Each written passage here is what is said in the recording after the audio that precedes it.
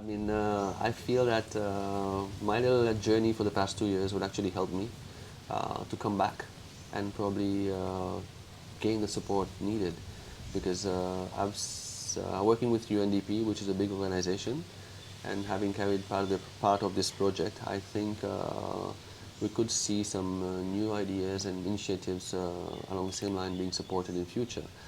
But I also probably there should be a relook at the fishing industry in Seychelles in general.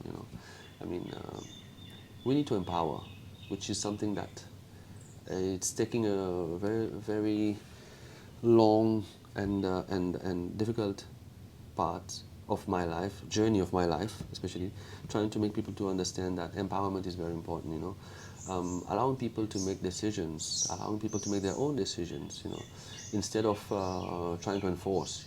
When we look at the current Mahe Plateau co-management plan, I was the vice chair of this implementation committee, and I had to stop going to meetings.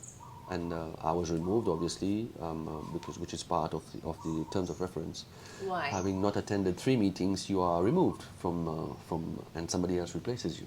I was okay with that, simply because I didn't want to be part and parcel of this process, whereby we had not exhausted, I believe, um, awareness and education part of the project. We were rushing towards um, enforcement.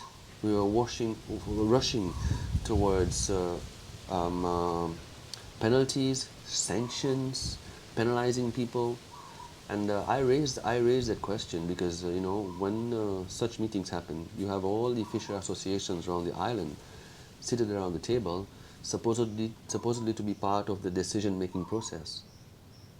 But we are part of the decision-making process. But when I raised the question about had we exhausted awareness and education, because to me, to be able to protect the bourgeois, the job, the vieille, and other, we have to make, first of all, the fishermen understand, but more importantly, the public, c'est le roi, public, aware the impact that when they buy the small bourgeois, what impact does it have on the resource? Not only the fishermen, because the fishermen, as long as there's a market, as long as there's a demand, it's like this, it's the same for everything. It's the same for drugs, the same for, when the demand is there, somebody will find a way to bring it in. So we have to be able to have the consumer, c'est the hotels, restaurants. Often you have hotels and restaurants asking you for plate-sized fish.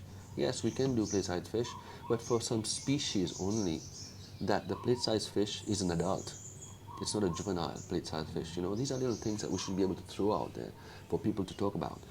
So, implementation committee, I raised my objection. I said, I don't want to be part of this decision-making process if we are just jumping now to put in pressure, because I know there'll be resistance. I know it's going to take a lot of money, a lot of hard work, and probably a lot of people will just be penalized.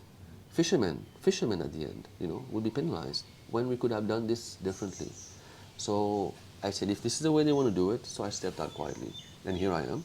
I was replaced, obviously. The process went on.